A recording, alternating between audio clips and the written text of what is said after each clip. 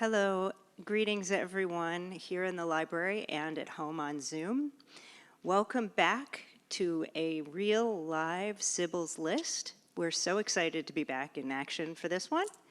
I will get off the screen very quickly. I just want to remind everybody that we do have a resource guide through which you can place your holds for any books that you might want off of this list.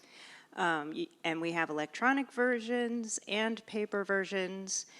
And I mean, if you've been here before, you know the drill. So we're just excited to have Sybil back. And without further ado, Sybil Steinberg, give us your list. Thank you, Jennifer. I am so glad to be back at the library. I don't do well on Zoom, and it's wonderful to see live people and to know that other people will be listening at home. I'm not only glad, I am desperate to talk to you because this year has been so extraordinary with the number of important books published. When you think of it, here's just a partial list.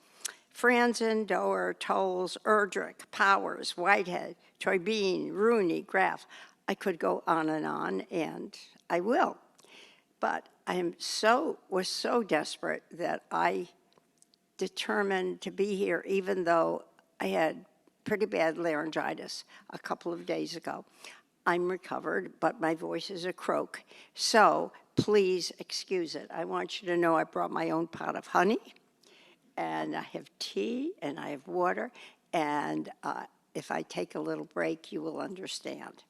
So why are so many very important books, why have they been published just during the last 3 months? I'm sure you realize how extraordinary this has been. Now, it's the pandemic, which set everything awry. What happened was that some of these books, these important books, were due to be published last year, and they were postponed. There was nobody, the staff was not working in publishing offices, and it's hard to coordinate a launch without people working. More important than that, the books were in the warehouses, but nobody was working in the warehouses. They were closed. So books piled up, and there was a glut. And then again, there are the books that were due to be published this year, and so we have them. It's absolutely wonderful. I cannot remember a year that's been this extraordinary. So what it's meant to me is this. I generally read books before they're published in galleys. You know what galleys look like paperbacks. Many publishers didn't print galleys this year. Again, this had something to do with the paper shortage, which I'm sure you've read about in the New York Times. It's not only toilet paper and kitchen crash towels that we have to worry about, it's books. Now, paper, the cost of paper has been going up for years and years. Forget the pandemic, it started a long time ago. So publishers made good sense, and they thought, skip galleys and go straight to PDFs. And they all offered me PDFs.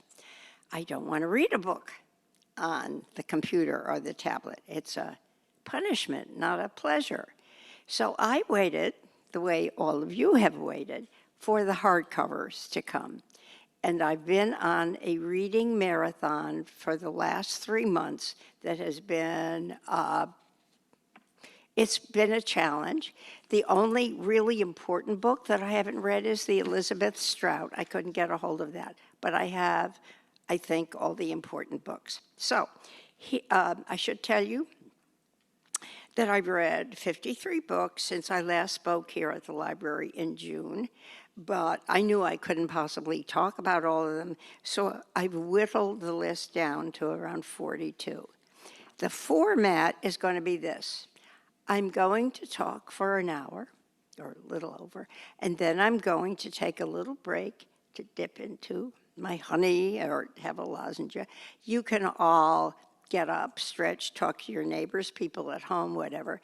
And if you have a lunch date, and I haven't finished the list yet. You're excused, but you have to promise me that you'll tune in to hear the rest of the list, because all the books are important. So here I go. The first book is the Jonathan Franzen book, much awaited and better than ever. If any book deserves to win a literary prize this year, it will be Crossroads. Critical acclaim has been unanimous. He's really gone beyond his previous books. A prize may be several years in waiting, because this is the first of a trilogy. So we have a lot to look forward to.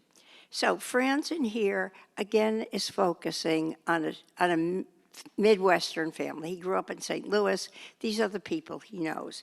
The family is the Hillebrandts. They seem to be the epitome of Christian morality in this country. But Russ, the father, after many years in the ministry, is frustrated because he is only still an associate pastor of the First Reformed Church of Prospect, Illinois. He finds himself infatuated with one of his congregants, a recent widow, and he is trying to use the Bible to explain how he can commit adultery and still not be guilty. His long-suffering wife, Marion, is close to a breakdown because she's hiding a major secret about her life before she got married it's truly eating her up. The eldest son, Clem, finds that sex with his college girlfriend is tanking his grade average and threatening his scholarship. Daughter, Becky, who's next in line, is accustomed to her virginal popularity, but she becomes vulnerable when she falls in love. Perry, the next brother, has a brilliant IQ, but he's doing drugs and dealing drugs and deceiving his family in various ways. Judson, only 9 years old, is so far protected from the spiritual crises his family is enduring. The fracture in the family started when Russ was forced to abandon his leadership role in the church's youth group called Crossroads. You know, a good author doesn't choose a title out of no place. So here's the double reason. Because the new younger pastor has encouraged a permissive attitude among the teenagers in the congregation, in contrast to Russ's pious preaching from the Bible. And this is, by the way, during the 1970s, the time of rock and roll and a new sexual permissiveness among the young.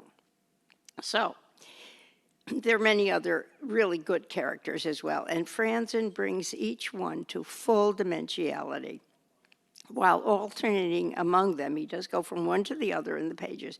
The plot truly escalates in tension as each one is forced to contemplate the questions of sin, guilt, happiness, and what the Bible tells them they may do. The novel is long, 580 closely packed pages, but it's truly a page turner. I could not put it down, and I know you'll be really, if you get a copy, you won't want to do anything else for a while. Cloud Cuckoo Land is next. This book is a highly imaginative and cleverly wrought novel that again anoints the author doer as a master storyteller.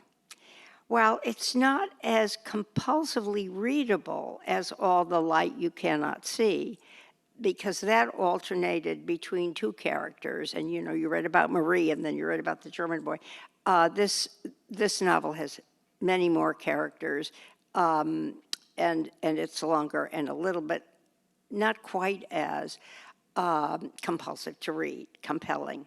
So here's what it's about. A long-lost manuscript from ancient Greece touches the lives of 5 characters. 2 who live in the far past, 2 in the present, and 1 in the future.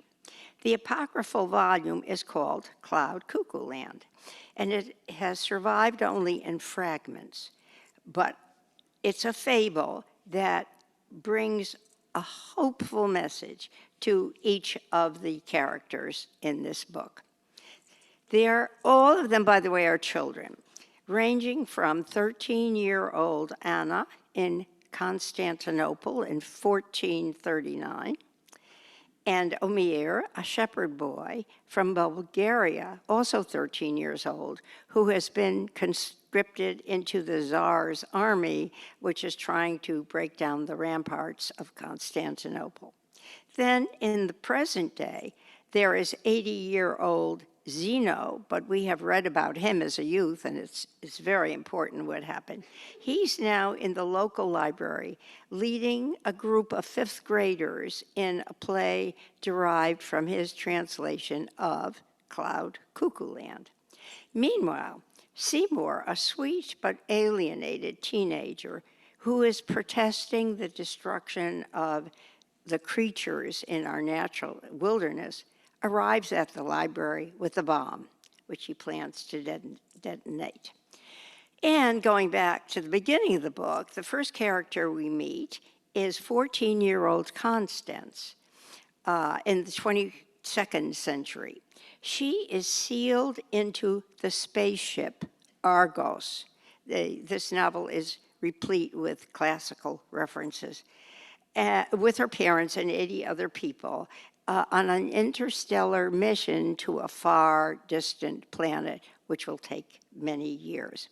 Constance is trying to read a fragment of that same Cloud Cuckoo Land fable in manuscript, which she has acquired from Sybil, the Siri of the future, who is a repository of all past history. Of course, this Sybil, who's smarter even than Siri, it hooked me on page 5. I was going to obviously continue. Another endearing factor about this book is that it's dedicated to librarians. So it's a book about books.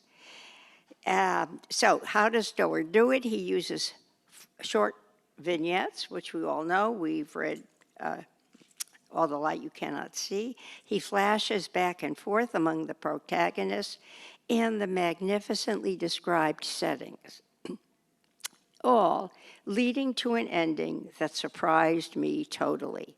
I'm a wise guy. I always figure out, I've read enough books, I know how this one is going to end. I didn't figure this one out. It's great.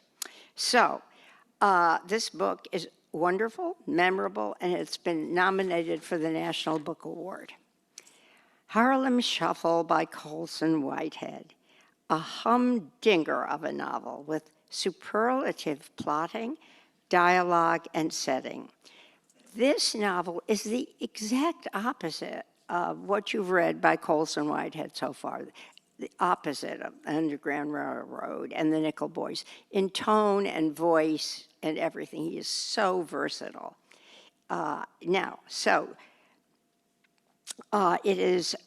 We read about a mesmerizing cast of characters who are all trying to achieve the American dream. The book is set in civil rights era in Harlem in the late 50s and early 60s. It revolves around the protagonist, Ray Carney, who is, quote, only lightly bent when it comes to being crooked.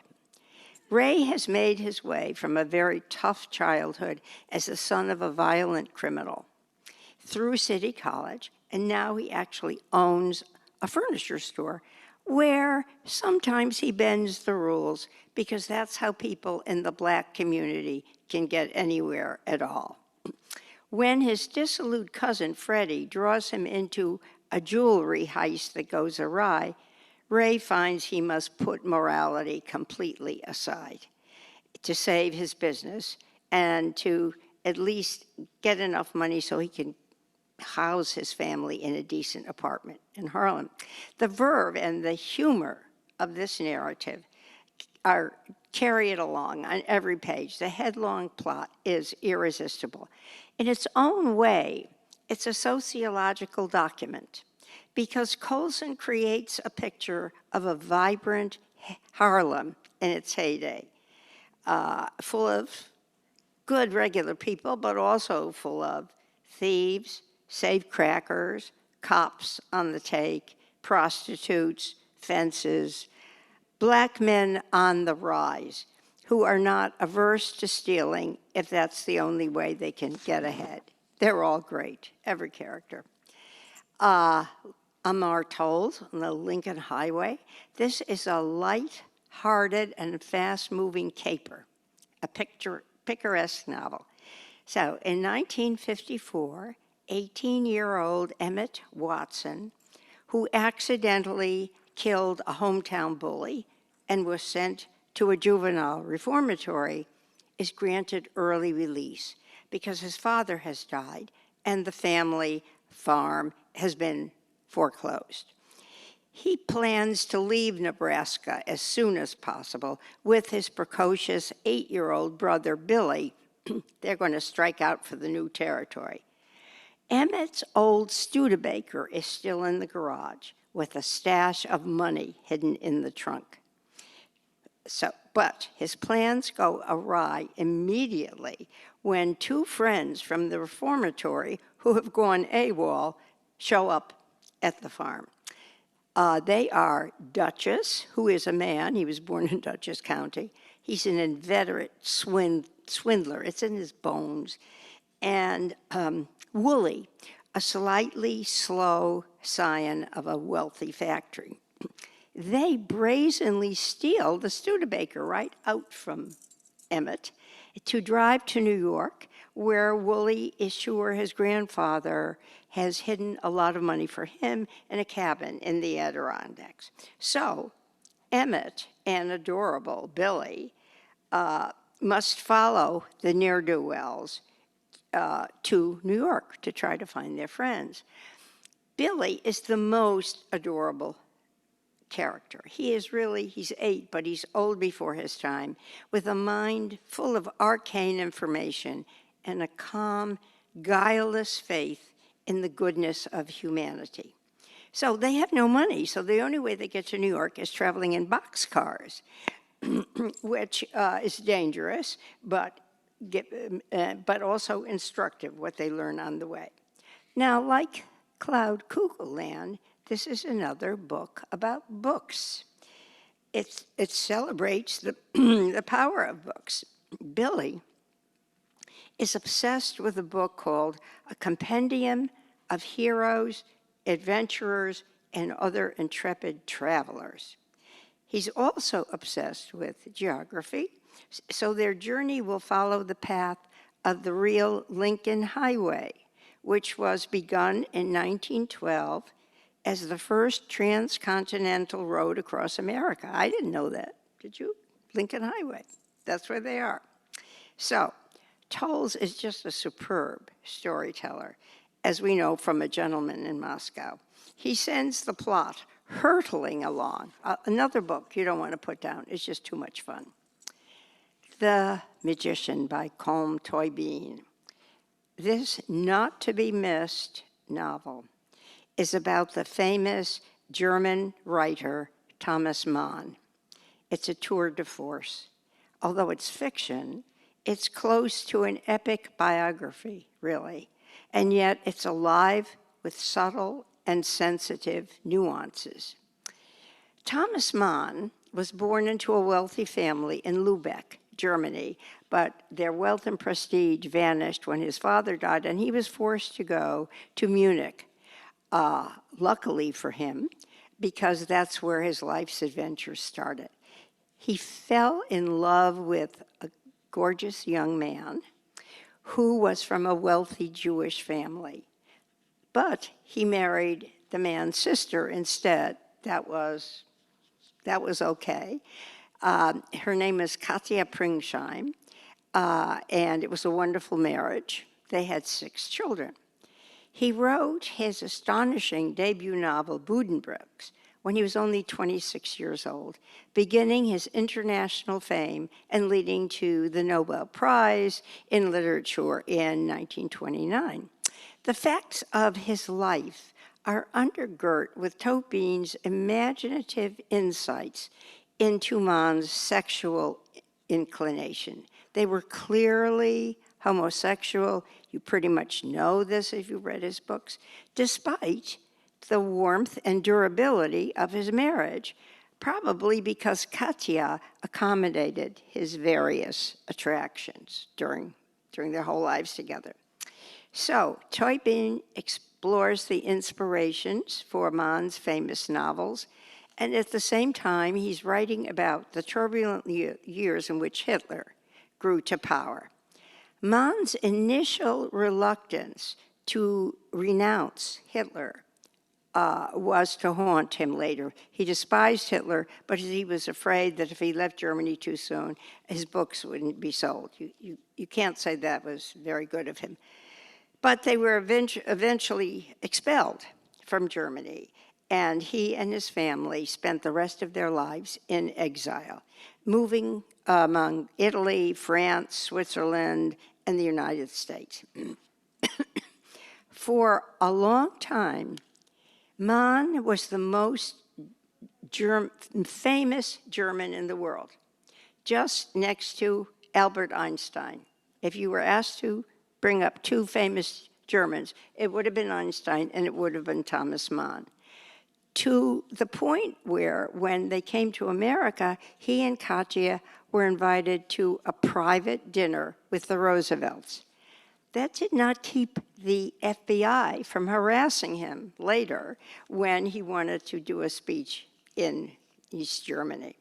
So throughout Mann, and you get this beautifully in this book, he kept his sanity by writing every day, no matter where he was, even if he was traveling, and by listening to music. And the addition in this novel to the beautiful classical music he listened to, it really gives us another dimension. It's quite beautiful. And Tobin recounts this all in a measured and sober, yet lyrical prose style that is struck through with brilliant dialogue. You need not have read Mann's books to enjoy this one. It's well worth it. Beautiful world, where are you? Sally Rooney. Well, of course, obviously, you are not chic if you're not reading Sally Rooney. I mean, she's the youngest literary star of the decade. This book, her third, is both cerebral and erotic.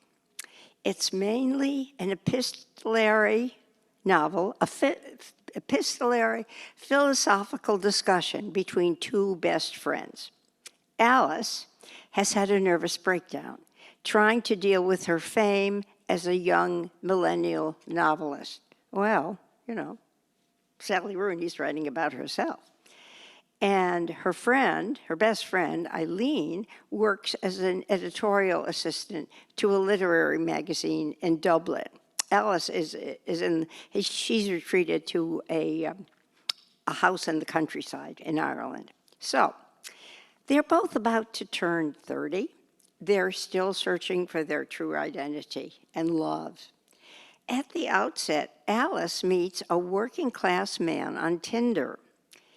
Felix has no intellectual interest at all and no desire to read Alice's books.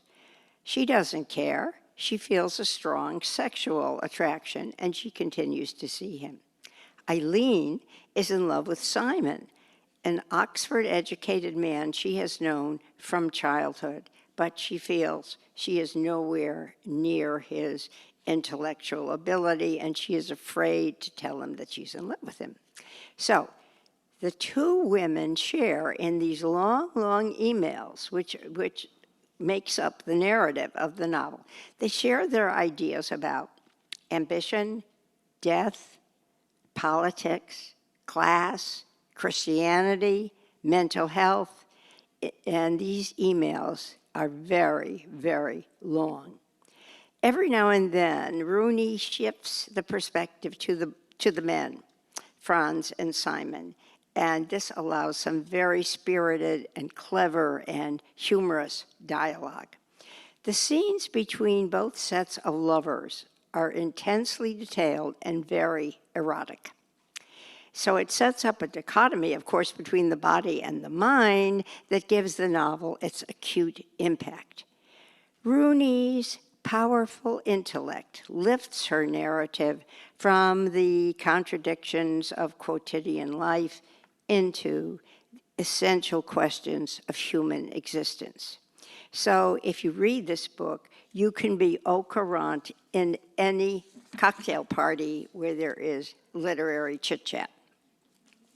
Matrix by Lauren Groff. She was inspired by the life of a 12th century poet, Marie de France, and here she evokes life in a medieval abbey to tell an engrossing tale of female desire, passion, creativity, and power. Not much about the real Marie de France is actually known, but she was probably the product of a rape by a royal Plantagenet during the Crusades. She was an unsightly figure to her contemporaries. She was, in their eyes anyway, hugely tall, large-boned, ungainly, and ugly.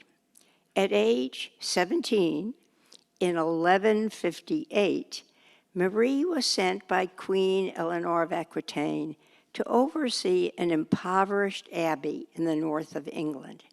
The aged abbess there is blind, and the nuns are actually starving to death. It takes time for Marie to earn the trust of the nuns in the abbey, since she herself has no deep religious vocation. But gradually, she learns to nourish the talents of each of the nuns, and she makes significant decisions that accelerate the abbey first into self-sufficiency, and even after her 30 years there, prosperity and wealth. Marie grows into her destiny, becoming a woman of strong will and unwavering purpose. After she in turn becomes the abbess, she undertakes ambitious projects. One of them was she created an impenetrable labyrinth, so that any men, including priests, will have trouble getting into the abbess and corrupt her virginal sisters. In Groff's imagination, Marie struggles with her sexual needs, and she seeks solace with a nun who helps her and other postulants to find relief. If you've worried about that, they had it all. During all this time, Marie writes poems called Lais, L-A-I-S, which are the only real historical facts about her life that we know. Groff is a really wonderful writer. She magically creates a time and place in luxuriously sensuous and radiant prose. By imagining the inner works of this cloistered community and revealing a female collective of astonishing industry and ingenuity and strength, and all of this in the face of the church patriarchy, she has written a very seductive novel. You really feel that you're back in 1158. Bewilderment is by Richard Powers, who, of course, won the Pulitzer Prize for the Overstory. This deeply intelligent, though somewhat challenging novel will, if you read it, break your heart. Widower Theo Byrne is an astrobiologist who searches for signs of life throughout the cosmos. He's trying to raise his 9-year-old talented but neurologically hampered son, Robin. Robin is a highly intelligent, creative, and sensitive boy. He paints elaborate pictures of endangered animals. This is a legacy from his dead mother, who was a lobbyist for environmental causes. He's seriously interested in his father's professional search for planets outside our own universe. And he and his father take camping trips to beautiful natural settings where they deplore humanity's continuing destruction of the natural world. But Robin can sometimes act destructively, and frustration with his limitations has led him to the verge of being expelled from school, or even worse, taken away from his father and given psychoactive drugs, which his father does not want him to have. So with misgivings, his father, Theo, allows Robin to be included in an experimental neurofeedback treatment that channels his brain, Robin's brain, into recorded patterns of his dead mother's brain. You sort of have to accept that this is the future of science.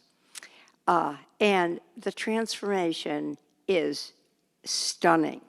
Robin achieves his true intellectual and emotional potential. But political developments intrude on Robin's treatment.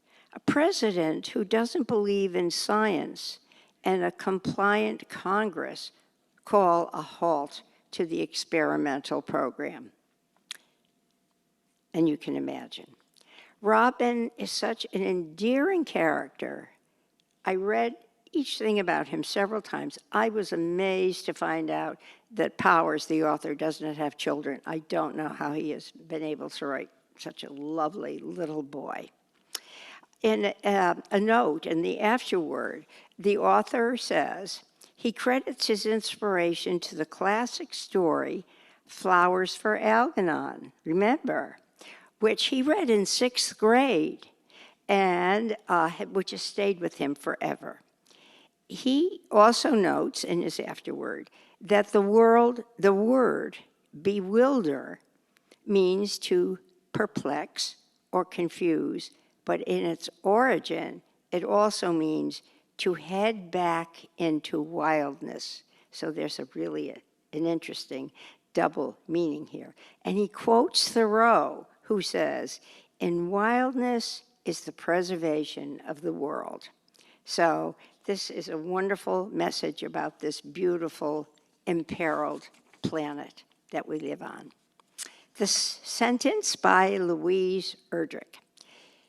The setting for this book was originally identified as Birch Bark Books, which is the actual bookstore that Erdrich owns in Minneapolis. In the finished copy, that name has been changed. I don't know, maybe a lawyer said it was the right thing to do. But reading this book, you know you're really reading about Louise Erdrich's bookstore. Anyway, this tantalizing novel is a ghost story. Erdrich has said she always wanted to write a ghost story, and she finally thought of one. It's narrated by one of the store's Native American staffers. Her name is Tuki, and she's an indigenous OGB woman who has served time in prison and is now very grateful to have a job in the bookstore. She is haunted by the ghost of a long time and somewhat annoying customer.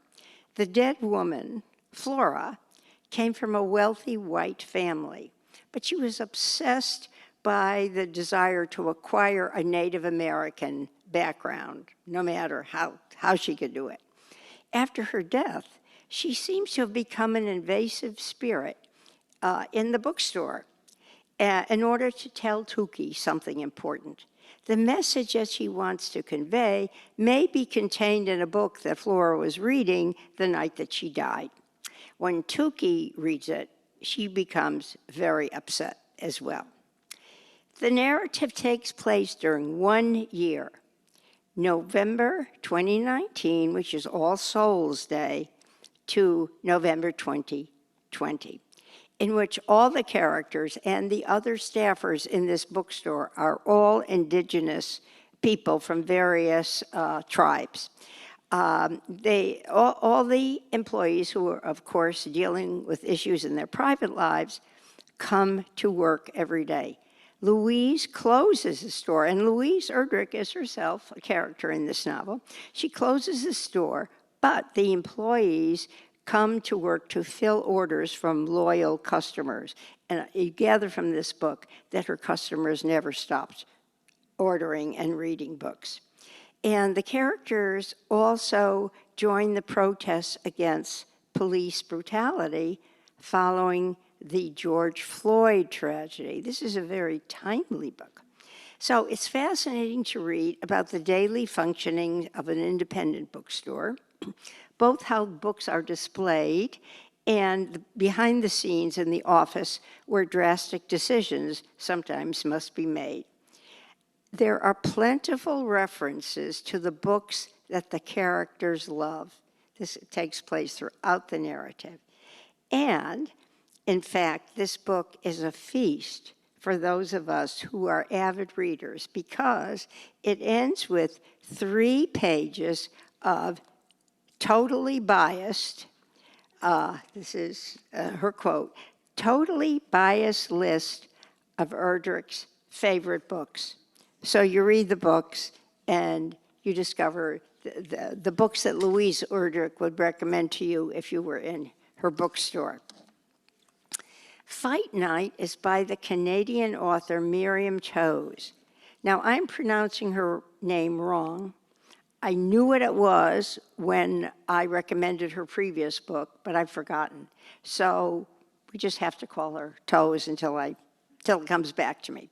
It's a bittersweet novel that will elicit laughter and tears. An offbeat story, very offbeat and delightful, of 3 generations of women who are inspired to fight for independence, integrity, and identity. Grandma, Elvira, who masks her failing health with comic affect, lives in Toronto with her daughter, an aspiring actress and single mother who's in the 3rd trimester of pregnancy, and her 9-year-old granddaughter, Sviv, who has been expelled from school for fighting. Have you gotten the idea by now that there are a lot of children in the novels that have come out this year? What is it? Trends, I don't know, but it's great because Sviv is another wonderful character. Grandma's determination to enjoy life began when she escaped from a fundamentalist religious colony. And if you remember Cho's previous novel, which I talked about, Women Talking, that described it very well. Grandma is exuberant and forceful, with a full vocabulary of swear words and a candid outspokenness about sex. She's trying to homeschool Sviv, who's been expelled from school for fighting. And she does so through examples of how to fight patriarchal authority. Sviv narrates the novel in the form of a letter to her absent father, who has abandoned the family. She's a marvelous character, a magical, unforgettable little girl, because the author just nails a precocious 9-year-old's voice, expressions, and attitude, providing what was for me laugh-out-loud humor on every page. Yes, as Sviv tries to interpret the adult world, even as she copes with her own fears about the health and well-being of her grandmother and her mother. So, when Grandma insists on visiting her nephews in Fresno, California, Sviv accompanies her on a hectic journey to the United States. They have various adventures. Sad and wise, unsparingly realistic and compassionate, this novel takes a serious subject and provides an irresistible story. In this novel, Toe says she has given Grandma the name Elvira because that was the name of her own grandmother. Some authors are very lucky in the environments they have lived in. Tenderness by Alison MacLeod. I don't think you've heard of this author. I had not read her before. Tenderness was the original title of D.H. Lawrence's last novel, Lady Chatterley's Lover.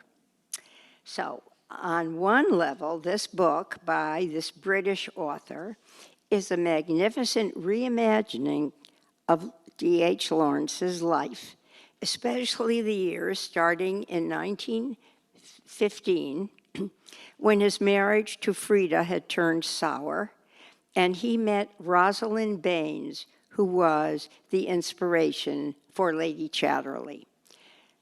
The novel was accused of being pornographic by the British censors, and all the copies that Lawrence had privately printed at his own expense were destroyed, along with it his financial stability and what remained of his health. So that's one level of the book. In a parallel plot, MacLeod has added an intriguing what-if component set in 1959 in the United States. In this plot, Jackie Kennedy, a young senator's wife and an avid fan of D.H. Lawrence's work, joins forces with the literary scholar Lionel Trilling to advocate for publication of this long-censored novel in Britain and the United States. It had been censored up until that point and not printed. So this part of the plot culminates in the stunning landmark court case in Old Bailey in England. It reads like a cliffhanger, even though we know what happened. MacLeod integrates rich layers of literary and cultural history. She portrays historical figures whom you'll be happy to meet, such as the aristocratic family with whom Lawrence and his combustible wife, Frida, lived in the English countryside.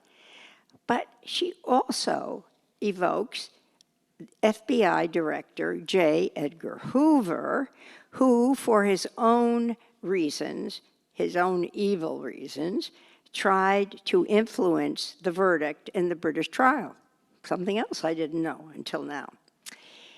So, and the real Connie Chatterley and her role in Lawrence's life emerges in these pages as well.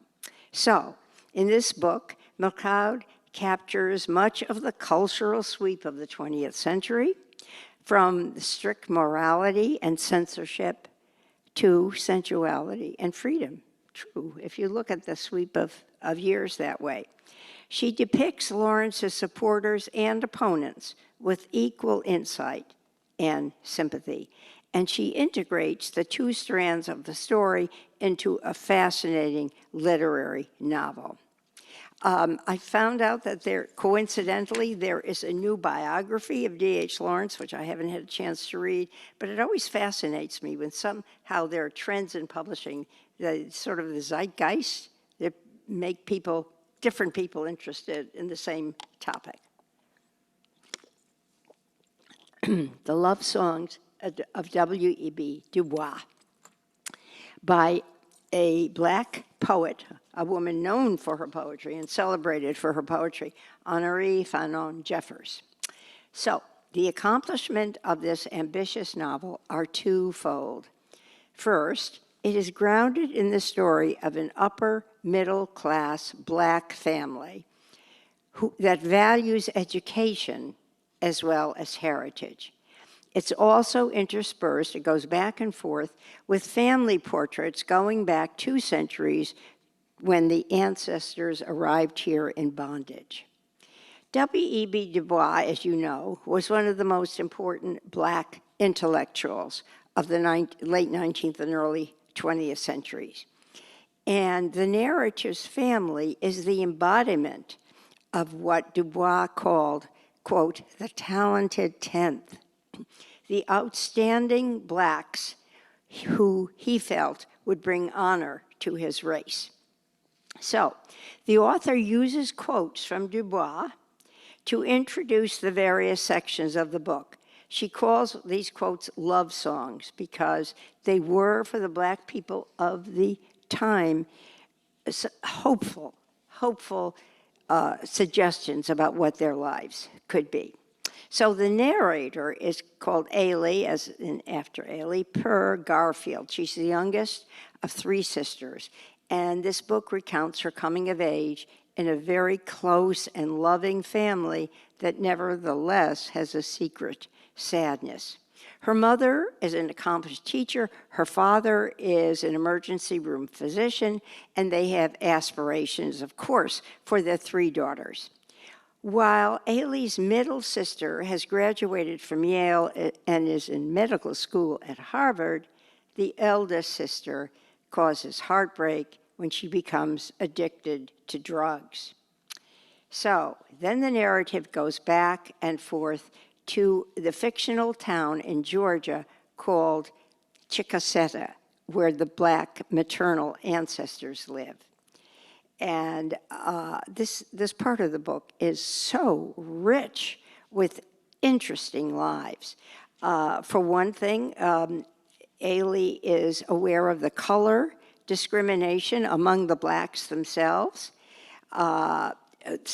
some of whom are inordinately proud of their white genes, and there are plenty in this family, or ashamed of them. Ailey's grandmother scolds her, quote, "You are very, very brown, so you must find someone who's fairer than yourself. You must think of your children." So Ailey is infused with this doubleness, and when she's in college, she decides she will investigate her family's history. She uncovers a complex trail, the secrets held by her Black ancestors and others in the family tree, including Native Americans and slave-owning whites. They are also part of her heritage. So we read about torture, rape, and other sexual abuse. They're all part of the story, but so are love and loyalty and the presence of humor to cover the pain. Now, the novel runs to 816 pages. Interestingly enough, I read that it was only 450 pages long when the author turned it into her editor at HarperCollins, who said, "You have a great opportunity here. Write more about the Black family."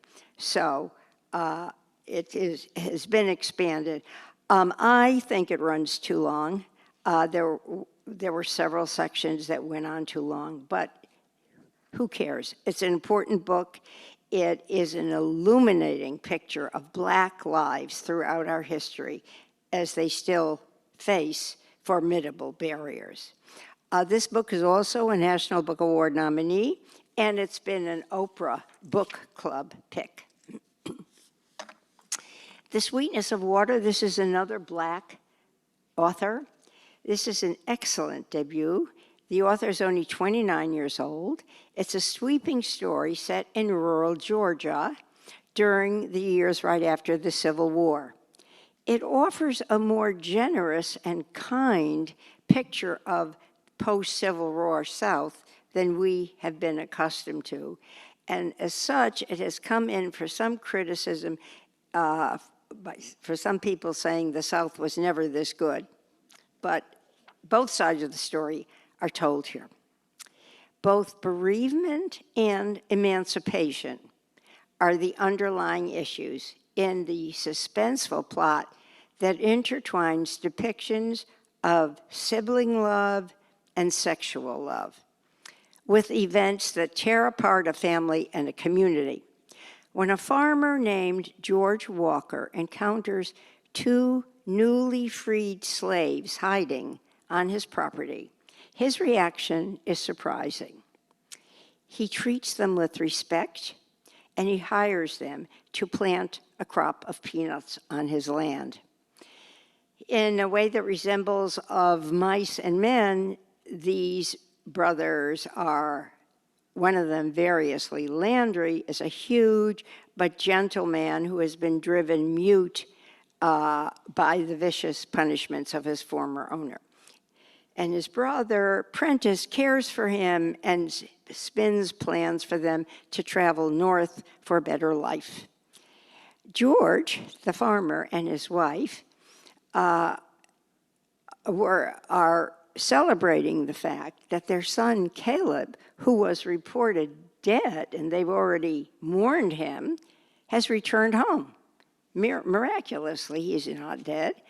Everybody rejoices until Caleb and another former Confederate soldier, the son of the town's richest family, shock the community when they are caught in a homosexual tryst.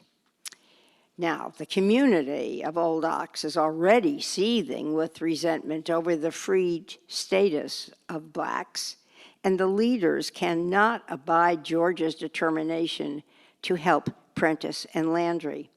So the escalation of tension is inevitable, and the action moves into confrontation and bloodshed. This complex interweaving of domestic drama, emancipation issues, and social unrest is very, very well done.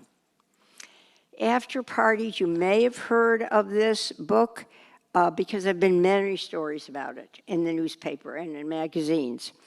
It's a powerful, audacious, highly awaited collection of stories by a young Cambodian-American gay man. His debut shows he had a brilliant talent. It's also a tragic event because the author died of an accidental overdose at the age of 28 before the book was published.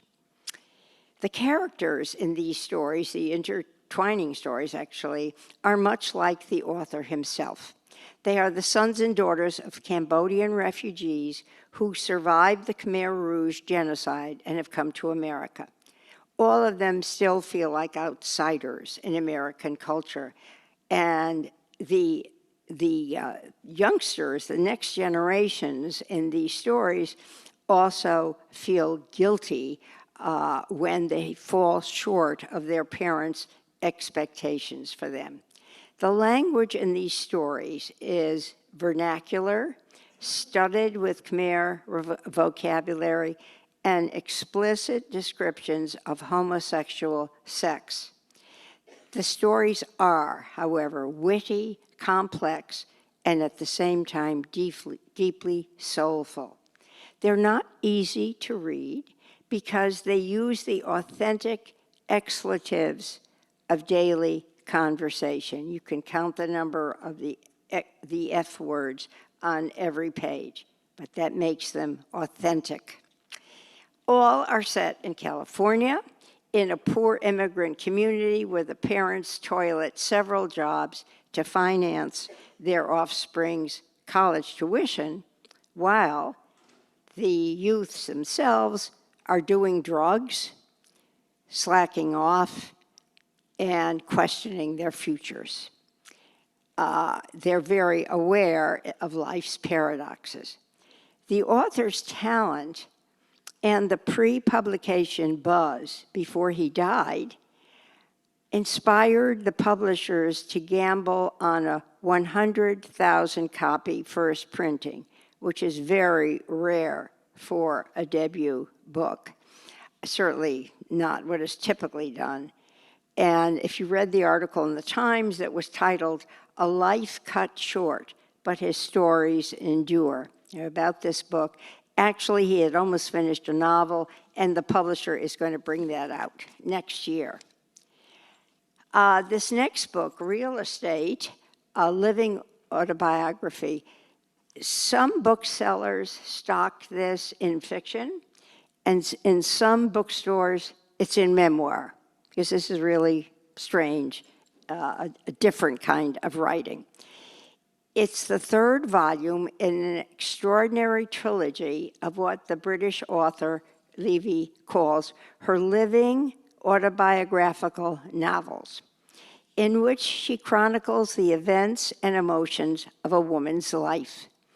The books, the three books before this, all of them, follow the narrator, who is obviously the author. In this book, she muses about her lifelong dream to live in her own home, a place that would nourish her creativity and confirm her independence and womanhood. From her shabby flat in London, She imagines the home of her dreamscape, a grand old house with a pomegranate tree in the garden. This is a theme that runs through the book as the narrator alters the mental image, adding new things to her house and garden as they occur to her. The impetus for this particular book is the fact that Levy's younger daughter will soon leave for university, and at age 59, the author will be alone for the first time since she separated from her husband 2 decades ago. She accumulates domestic items as she goes along, a few exotic treasures for what she calls her unreal estate of her dreams. As she interacts with friends, enjoys a literary festival in Mumbai, an 8-month fellowship in Paris, and later a rented house in Greece. All the while thinking about being a woman and a writer in the 21st century. Raising aspirational daughters, about the role of literature in a fulfilled life, about the validity of marriage vows, and more. The narrative is kept buoyant by her incisive wit and her surprising insights, and by the descriptive imagery that she conveys in just a few memorable strokes. Though at one point she vows, quote, that I would fall apart without that house to look forward to. She ends the narrative with an epiphany that rings true. My books are my real estate. This is quite lovely. Wayward, Dana Spiata. If you have daughters or granddaughters, Spiata seems to be the darling of the millennial writers. And here's another novel where real estate is a form of self-actualization. Midlife crises beset the protagonist of this novel, Samantha Raymond. She navigates the shores of menopause, the emotional rebellion of her teenage daughters, her mother's terminal illness, and her urgent need to exit her good life in the suburbs of Syracuse. She makes a sudden, almost reckless purchase, an old house that she decides she will renovate in the inner city slum of Syracuse. And at the same time, she decides that she will leave her kind and distant husband and go live in the house in the slums.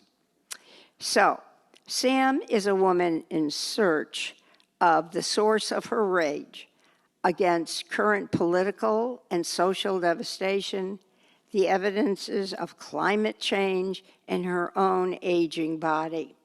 The honesty with which the author details Sam's quest to do something worthwhile with her life is sometimes raw, and sometimes I felt overly dramatic. Sam spills her anger and bewilderment in a stand-up act at a derelict comedy club. To render her body lean and strong, she works out vigorously at the gym. Sleepless because of menopause, she walks through the dangerous city streets at night. She takes up with some radical feminists who vent their anger in vicious infighting. The author intends Sam to be the epitome of a middle-aged woman who finds new purpose and satisfaction by breaking the mold and engaging with life as an independent woman. Despite the energy and insights of this very well-written novel, I found it difficult to believe in the extent of Sam's rebellion. Maybe I'm just too bourgeois, but it's a good book that didn't quite resonate with me. A play for the end of the world. 5 more minutes, and I'm going to take a break. This is by an Indian author, J. Chakrabarti.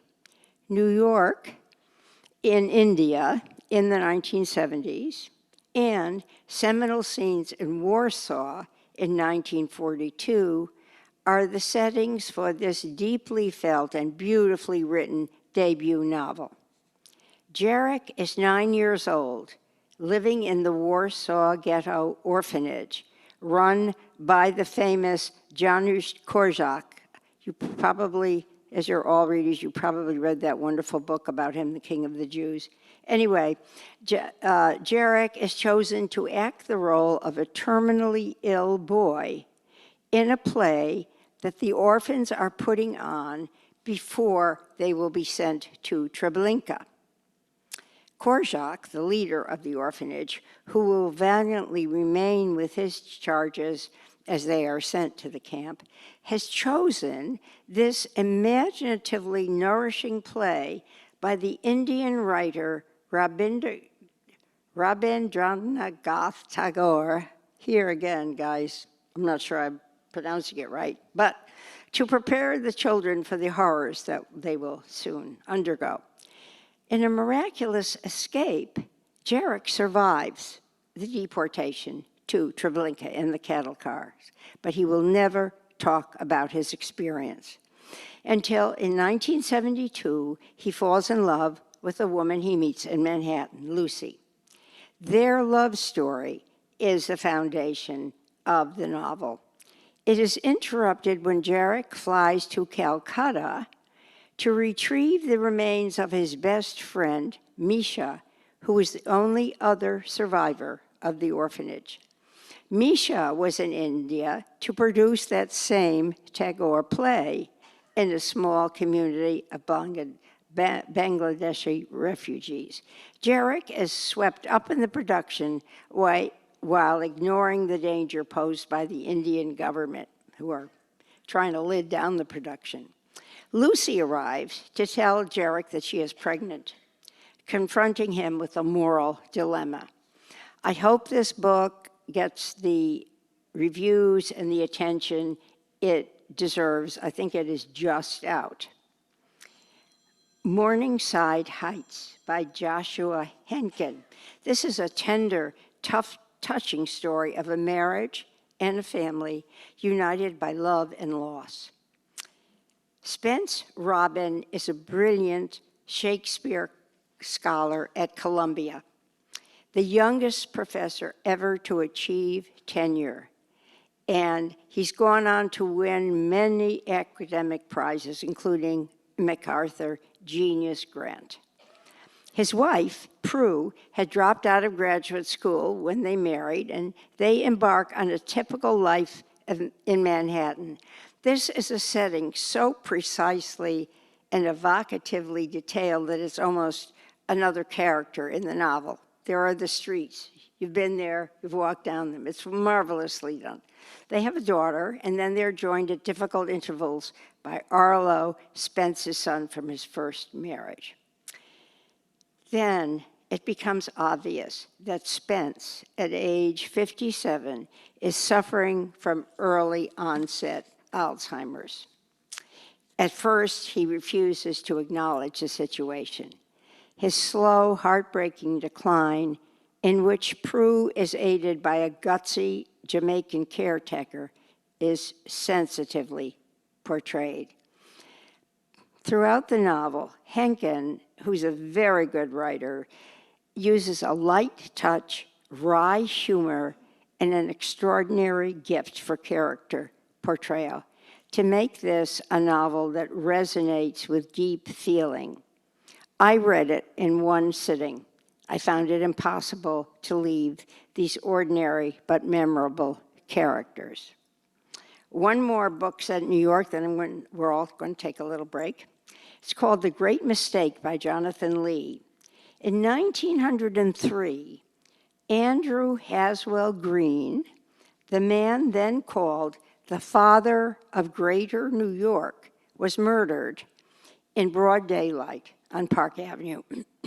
The murder itself was easily solved, and it is not the real focus of this novel. Instead, the author has recreated a singular man and his astonishingly long and important list of contributions. Green, and I'll get to them in a minute, Green's gradual and quite arduous transformation from an unsophisticated and uneducated farmer's son to an influential lawyer is really fascinating. During his career as the law partner of Samuel Tilden, whose name, of course, we know, the governor of New York, this is what Green accomplished. He played an important part in the establishment of the New York Public Library, Central Park, the Metropolitan Museum of Art, the Museum of Natural History, and the Bronx Zoo, among other things. He was president of the Board of Education, and he organized the inclusion of Brooklyn, Queens, and Staten Island into the city, the widening of Broadway into a boulevard. And as comptroller, he fought corruption. Quite a guy. In relating these accomplishments, the author builds a portrait of a growing New York, of course, and its social and political events.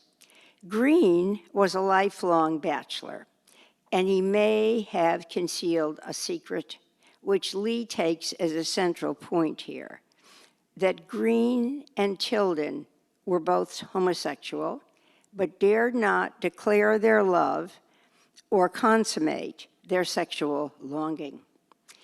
The source of Green's loneliness is not presented in a conventional manner, because Jonathan Lee is just a gorgeous writer. He embroiders each sentence with similes and metaphors and hyperbole, which will please devotees of literary fiction, all of you who are here. Some readers may find that the smokescreen of brilliant language obscures what is in essence a story of mistaken identity, because that was the murder.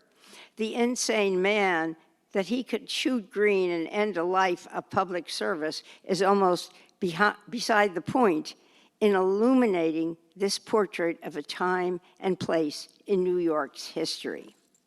Now, I am going to take a break to drink some water and tea, and maybe a minute or two. It gives everybody a chance to stand up and shake your limbs and whatever. And if you have a lunch date, you are excused. If you promise me you will listen to the rest of this online, because I have very important books to tell you about. So, whatever. We're about halfway, guys. More than halfway.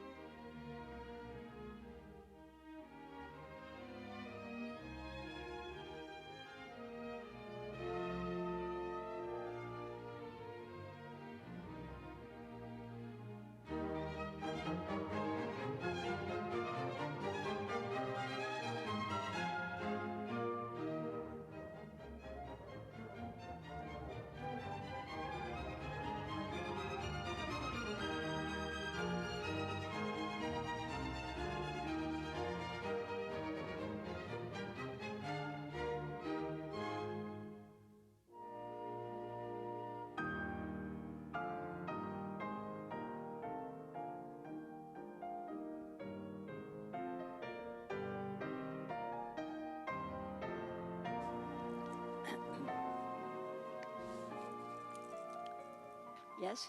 1 minute.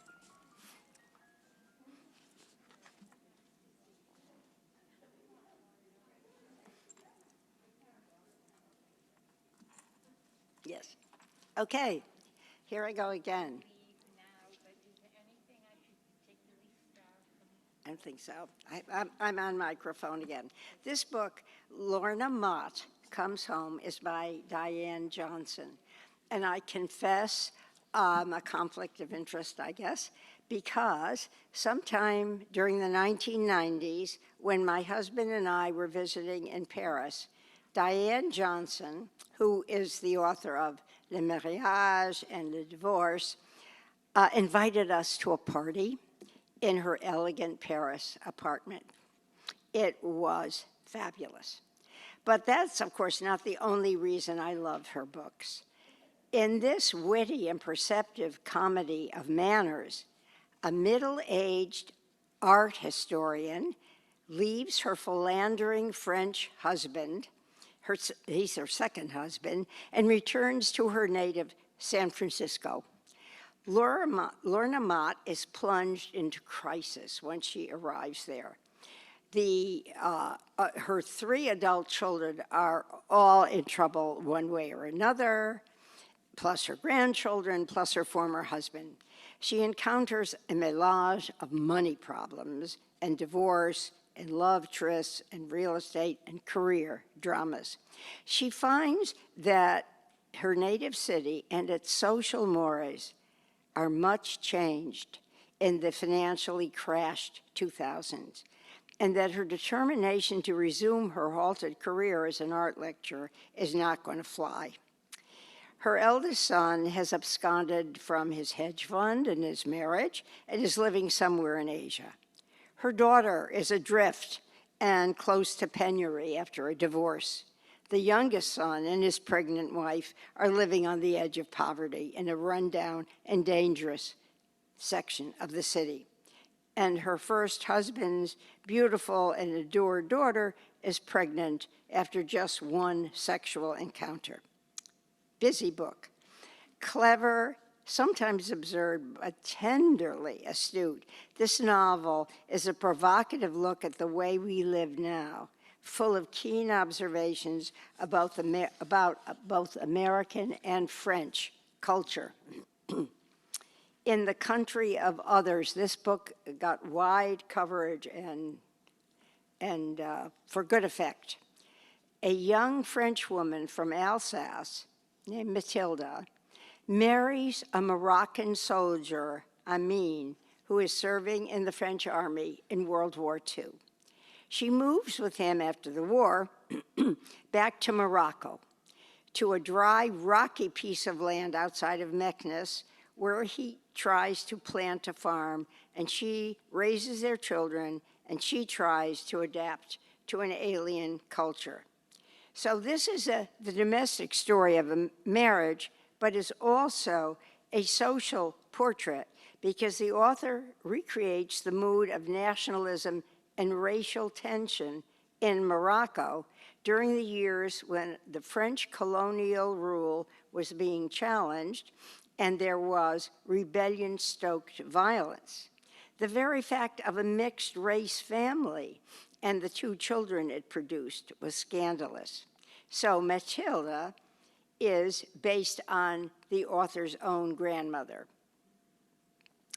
who not only drudged valiantly on the isolated, poverty-stricken farm, but also started a health clinic for the Moroccan people. And the author portrays the strict rules that shackled women in an intensely patriarchal society and the societal pressures that affected both parties in the marriage. Their biracial daughter, Acha, is an outcast in the Catholic school she attends, where her classmates are mainly the children of French colonials. And Acha is based on the author's mother, and her story and those of the next generation will be told in the next 2 books of this trilogy. The stark realism of the account, which doesn't sugarcoat the tensions of child rearing and the stresses of marriage makes it a really good reading experience.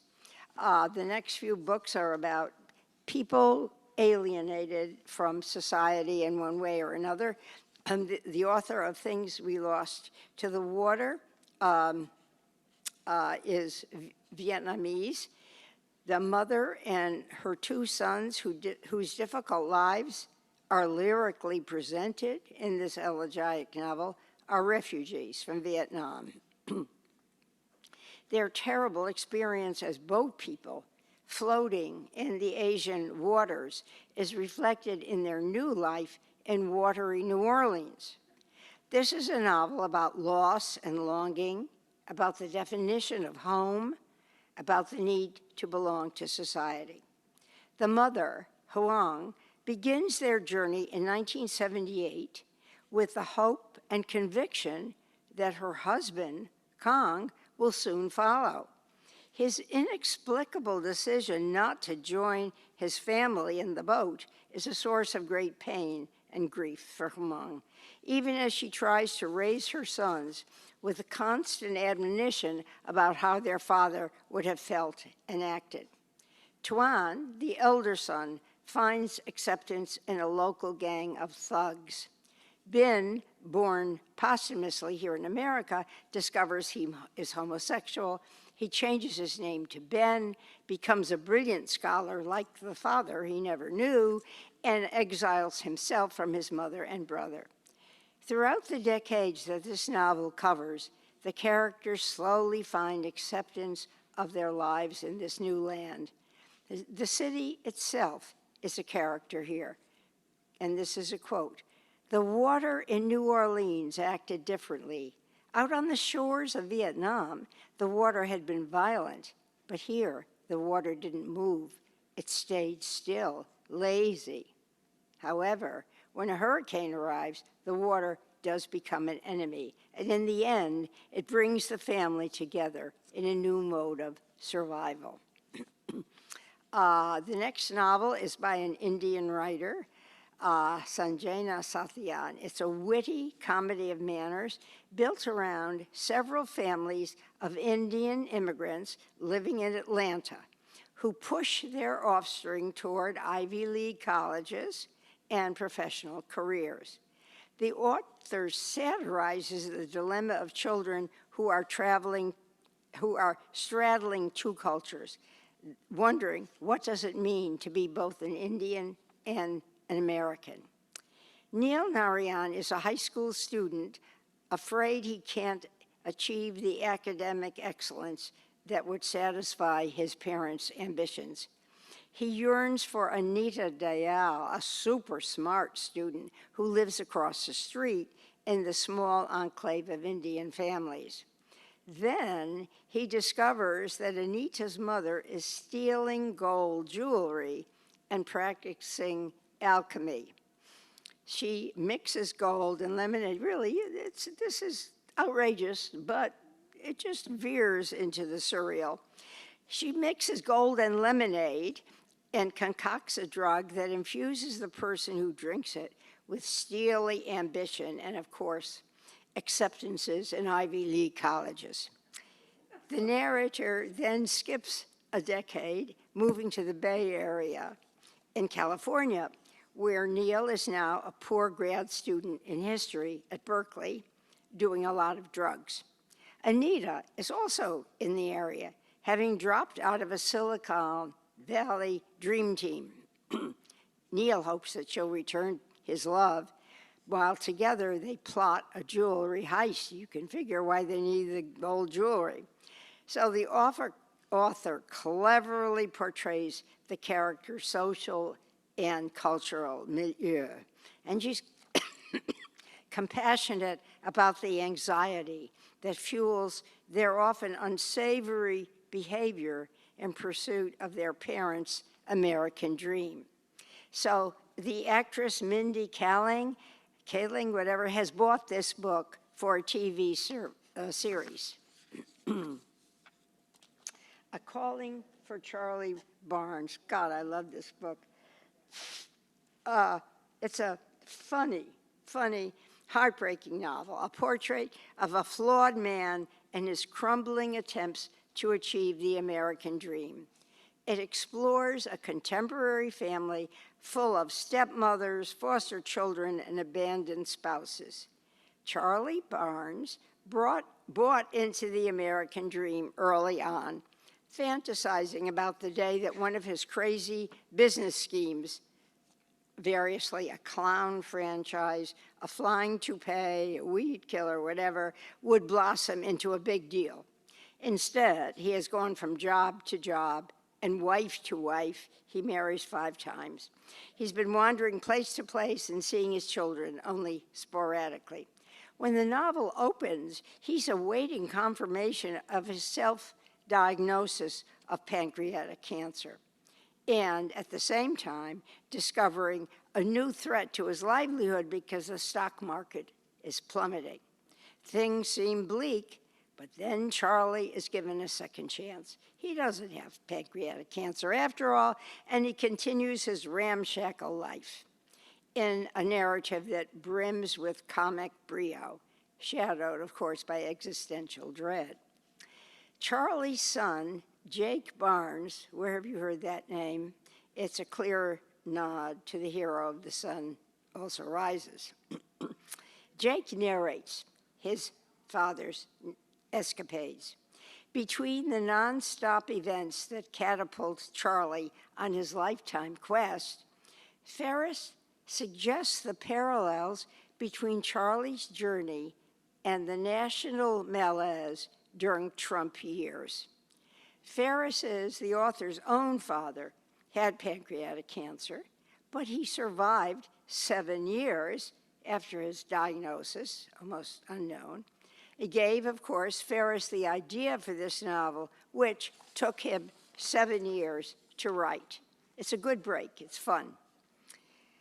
Intimacies in this meticulously composed and understated novel, a young woman becomes an interpreter at the International Court in The Hague. She is subconsciously looking for a new home and a feeling of belonging.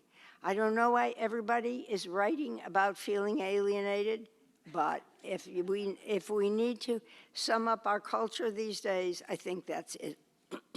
Anyway, her job includes interpreting for a former African dictator who's being tried for gruesome crimes against humanity.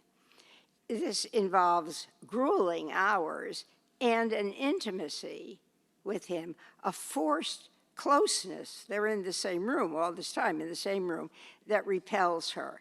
She finds that she cannot detach herself from the horrors she is hearing about this defiant and arrogant man.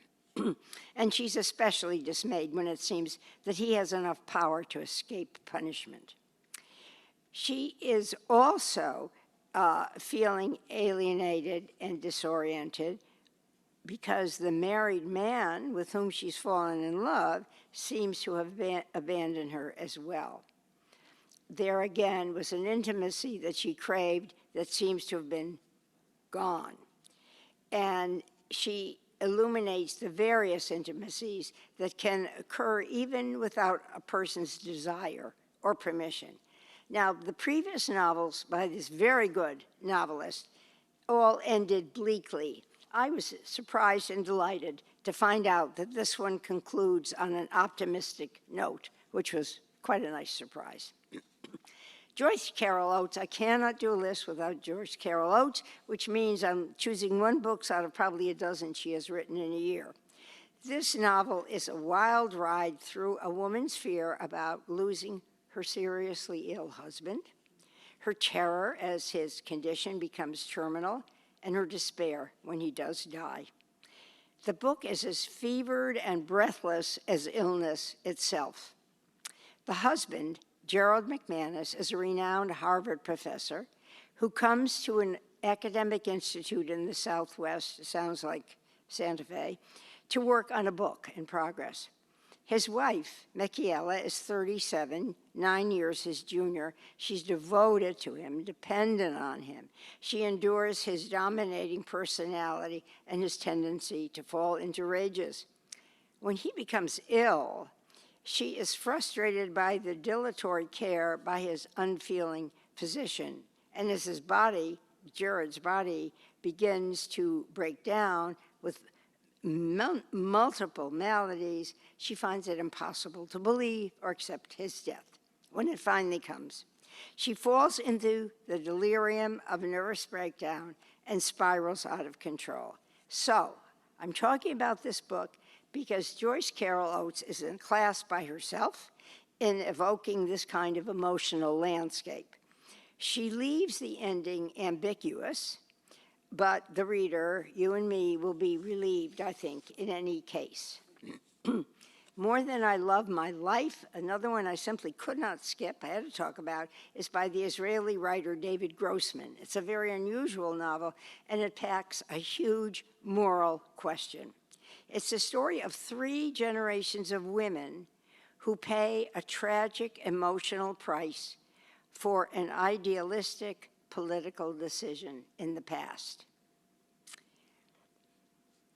In post-World War II Yugoslavia, on the day that her husband committed suicide after torture by the dictator Tito's government, a woman called Vera refuses to denounce him and call him a traitor. That's what Tito wants her to do. She refuses to renounce him and to sully his honorable name, so she is sent to prison, to a prison term on a remote, desolate island off the coast of Croatia. In making this choice, knowing that she'll be sent to prison, she knows she's effectively abandoning her 6-year-old daughter, Nina, who is irreparably damaged by the loss of both parents on the same day. Skipping ahead, some years later, Vera marries an Israeli widower and becomes a stepmother to his teenage son, Raphael, who meanwhile has fallen in love with Nina. Nina suddenly disappears for years, but later comes back and marries Raphael, gives birth to a daughter, and leaves again. So the pattern of a mother abandoning a young daughter is thus repeated, and the psychological trauma is intensified. When Nina returns to Israel for Vera's 90th birthday, she asks Raphael to make a documentary about the family as they revisit the island where Vera underwent horrible torture. The 4 family members undergo major shifts in their relationships as they re-examine the past and try to come to terms with their bitter secrets. Now, Grossman has said that the woman here called Vera, it's not her name, but it's a woman he knew in Israel, and she had become an almost mythological figure. The fact that she accepted brutal prison rather than denounce her husband. So she came to him and said to him, "You must write a book about me and my family." When you read this book, you realize that Grossman has subtly concluded that Vera's loyalty to the man she loved, quote, "more than I loved my life," was a tragically false decision. Okay, we've still got a couple of more before I get to, better speed up, before I get to nonfiction. This is part comic novel, The Vixen, part dialogue between ambition and conscience. Sam Putnam, recently graduated from Harvard with a degree in folklore and mythology, totally useless, gets an entry-level job at a prestigious publishing house. His first assignment is to edit a horrendously bad novel titled The Vixen, The Patriot, and The Fanatic. The novel is a bodice ripper in which the fictional Ethel Rosenstein is a thinly veiled portrait of Ethel Rosenberg, who has just died in the electric chair. Just cannot think of anything worse. The author of this novel is a gorgeously sultry woman who is living in a mental institution. And she has portrayed Esther as an evil communist nymphomaniac.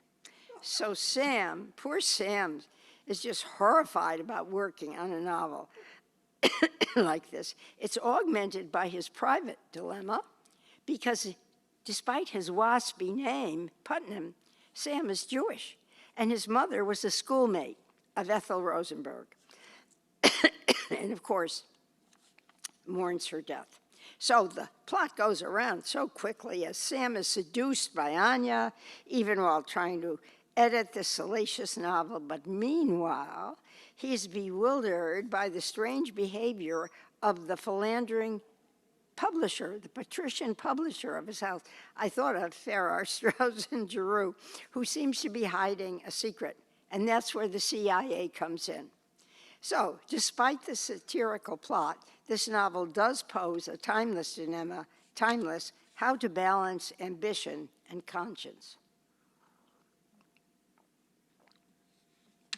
Something new under the sun. I read this because it's very much about climate change. It's a satire of the movie industry in sun-drenched Hollywood, set in the dystopian near future when fires in California are burning ceaselessly. It's a strange and surreal setting in which the drought has depleted the water supply and an artificially manufactured beverage called water, W-A-T-R, is what everyone must drink instead of real water, which is a luxury item that nobody can afford.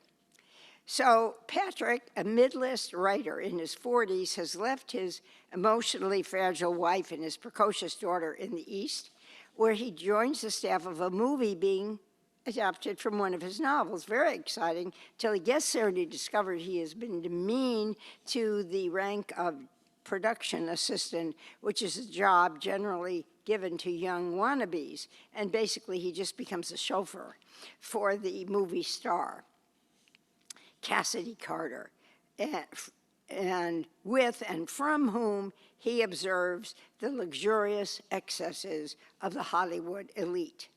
Eventually, they pair up to investigate the shoddy secret behind the film they're both counting on to boost their careers.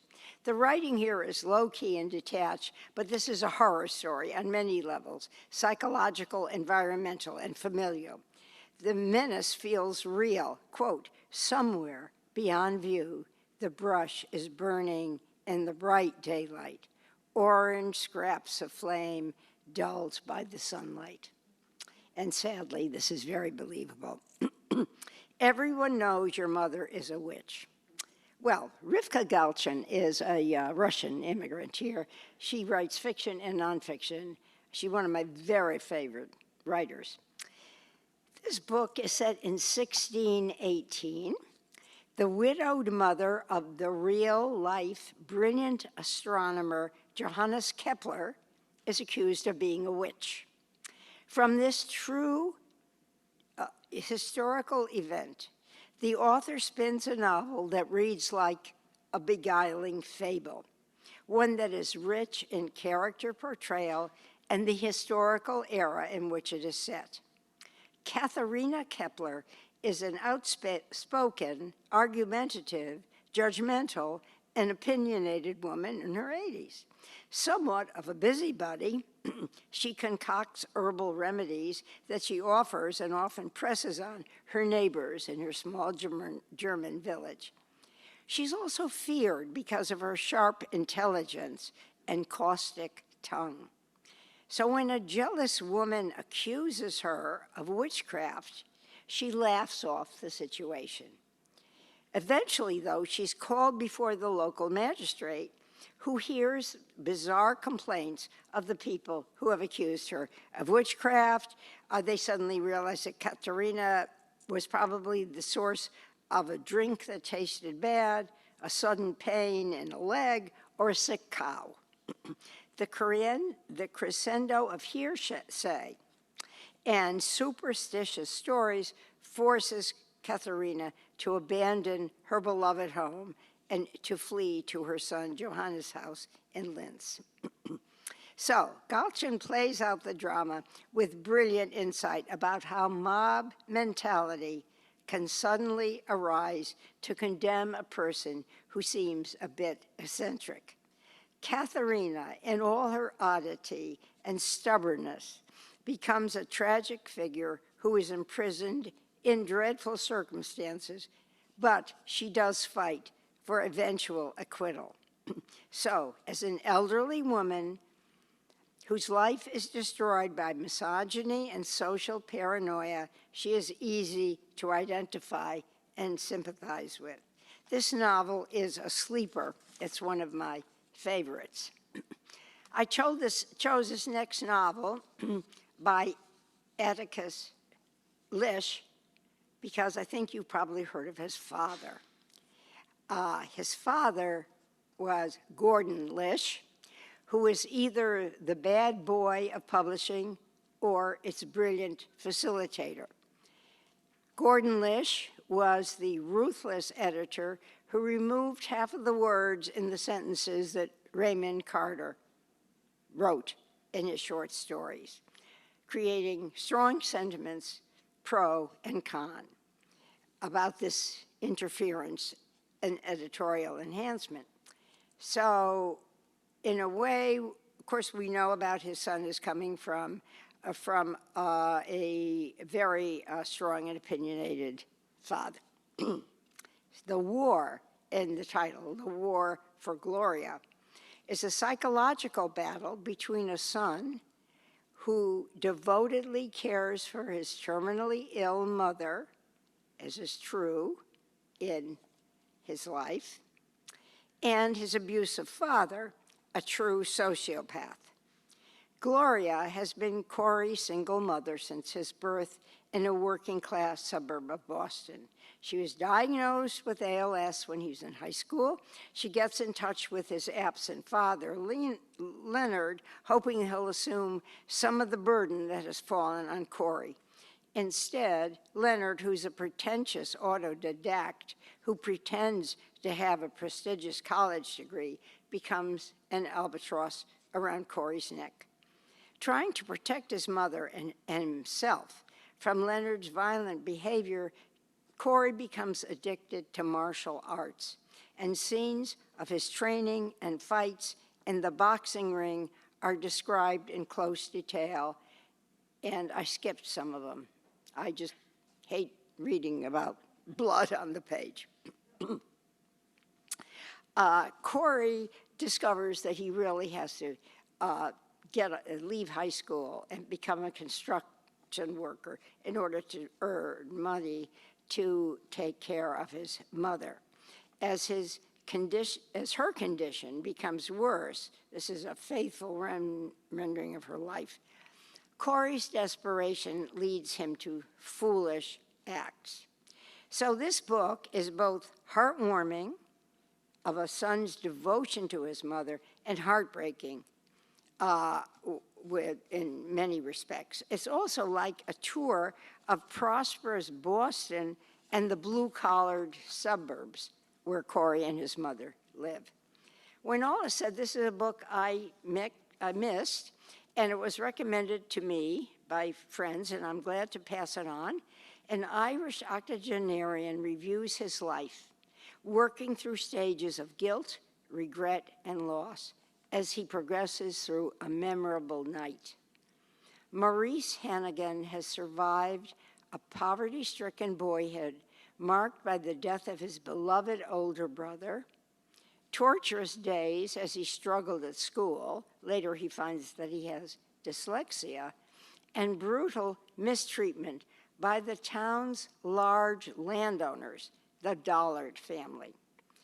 Having discovered his gift for business, however, he has amassed a large amount of farm acreage to the point that he now owns the Dollard's former mansion house, which is now the hotel where he is sitting at the bar and reflecting on his life.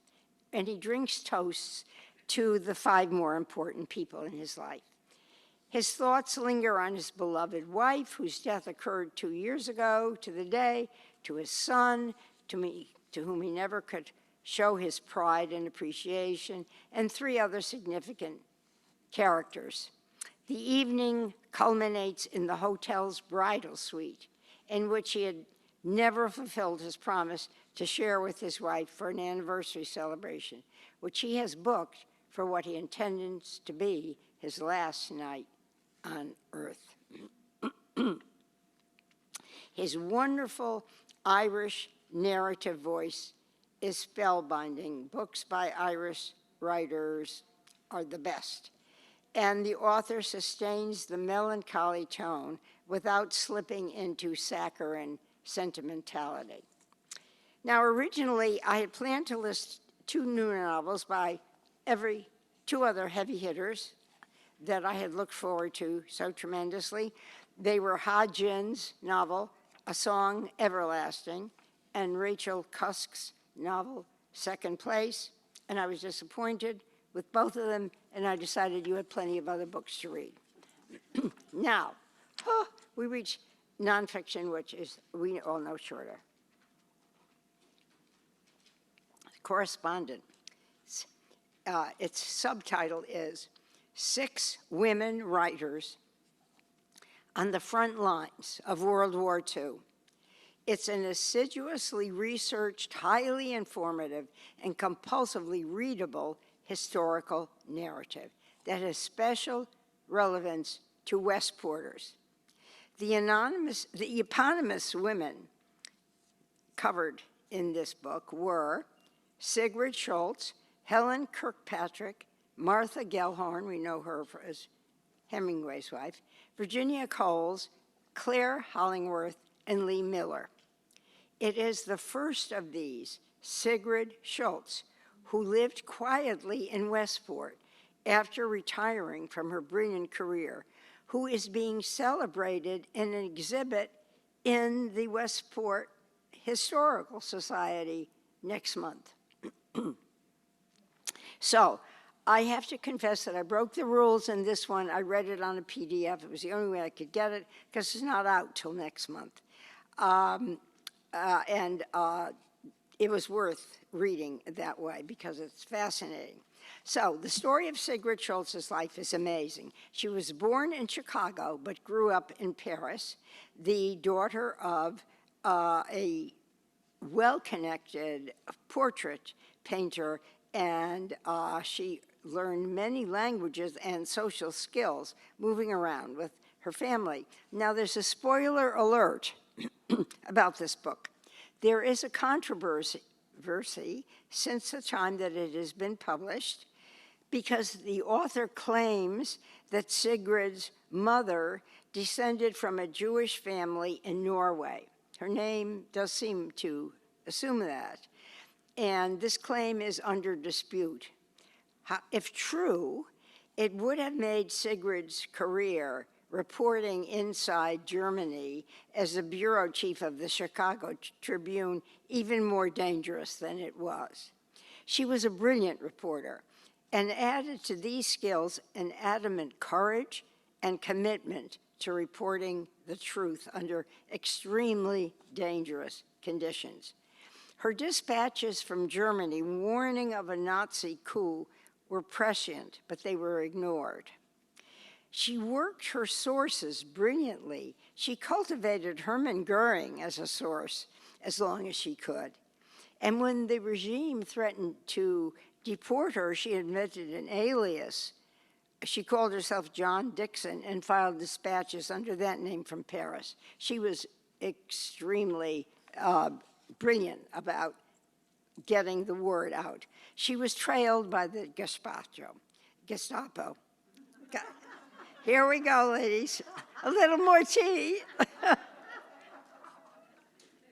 She was trailed. Cut that. Wouldn't this be nice if we could cut up? She was trailed by the Gestapo, and she was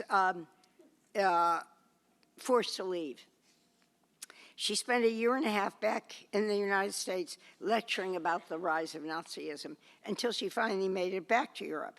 And William Shriver called her the bravest and best informed of the foreign press. There's even a reference in the book to Sigrid Stultz's friend, Ruth Steinkraus Cohen, as in The Bridge. And the author of this, in her acknowledgments, thanks, and this is a quote, Westport historians John Suggs, Morley Boyd, and Wendy Crowther for their fabulous detective work and insight into the life of Sigrid Schultz. Now, I've talked about Sigrid, but the portraits of the other journalists are equally fascinating. All the frequent troubles of our days, if you plan to read one nonfiction book, this should be it, please. I'm most excited about it. It's a mesmerizing account of an amazingly courageous American woman who played an important part in the underground resistance against Hitler. We're back in World War II, but that's how it is. It's really a political thriller, fast-paced. It's a scholarly detective story, and it's a biography, long overdue. Mildred Fish met Arvid Harnack, a scholar from Germany, when they were graduate students at the University of Wisconsin. They married and moved to Berlin in 1929, and they quickly recognized the danger that Hitler was posing, and they began to recruit the Germans they knew into a resistance effort. Mildred and her co-conspirators secretly distributed subversive leaflets denouncing Hitler. They committed acts of sabotage and high-level espionage, and they helped Jews and political prisoners to escape. The network that Mildred and Arvid founded even included an 11-year-old boy, the son of an American diplomat who carried secret messages. And the author actually found him and interviewed him from this book. So when the war started, Mildred became an active spy. She created top intelligence to the Allies. Her diaries, which the author has, are vivid accounts of the decline of civil liberties day by day. The Gestapo tracked Arvid and Mildred, just tracked them down on the verge. They were on the border, ready to escape, and they were caught. Arvid was sentenced to death. Mildred was sentenced to a 6-year term at hard labor. But Hitler personally intervened and rescinded Mildred's sentence and ordered her death by guillotine. This is, amazing. So this book is an invaluable document from a historical point of view, obviously, and a long-delayed testament to a woman's moral courage. The research was absolutely scrupulous, exceptionally detailed. There are 100 photographs, including rarely seen Gestapo prison documents and family archives and diary entries and notes smuggled out of prison. Now, the author herself is Mildred's great-great-niece.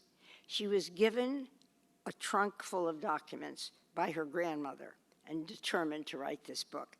The title, All the Frequent Troubles of Our Days, is from a poem by Goethe, which Mildred was translating into English as she sat shackled in her freezing cold cell. It was February 1943, awaiting her execution. The book ends with a copy of the letter that Arvid sent her before he was executed, when he thought her life had been spared.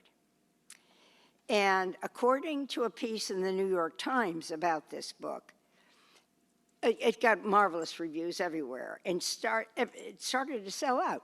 The bookstores were sold out. There weren't enough copies. Now, Publishers normally, if they go back for a second printing, at most it will take 3 weeks. It took 3 months to get this book printed and another several weeks to get out of the warehouse. The paper shortage, shortage that we know about, they could not get this book reprinted fast enough.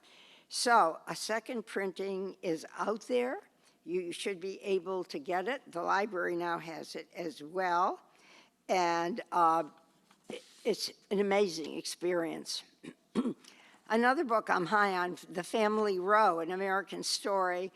It's an extremely important book. Obviously, a story of how abortion was first prohibited and then came to be legalized in this country, how Roe v. Wade transformed women's lives, and how religious and political pressure has been working to vitiate or even annul this essential freedom.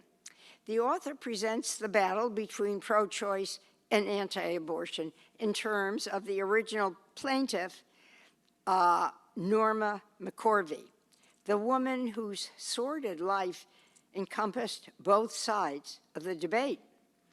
Norma was descended from several generations of women who had been impregnated as teenagers and had no choice but to give birth into desperate circumstances.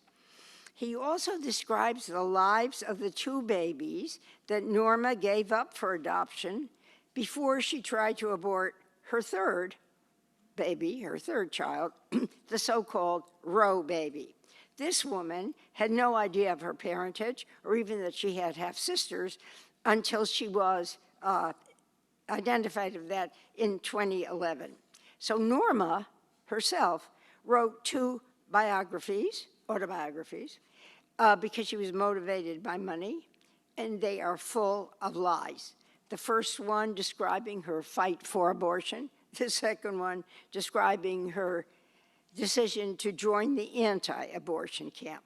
So this is dramatic stuff, but even more significant are the descriptions of the exploitative methods used by abortion foes, most of them men, who cite the Bible and false scientific theories to value the life of a fetus over that of a woman who was unwittingly pregnant.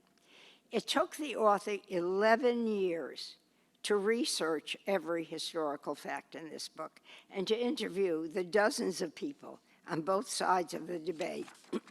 I think you'll agree with me, it's exquisitely timely. A few more that I know you'll like. Joy Harjo's, this is her second memoir. She is America's first Native American poet laureate. She traces her path as a poet and preserver of the stories and the history of her Native American ancestors and her Creek Nation family. This book is a lyrical mixture of free-form poems, songs, and recollections. She explores her grief at her mother's death, drifting in and out of dreams that bring her mother back to her. And also painful moments in her upbringing. Threaded through the text are multiple ancestral stories, which I found the most valuable part of this book, especially the rituals that nourish her as an artist, mother, wife, and community member.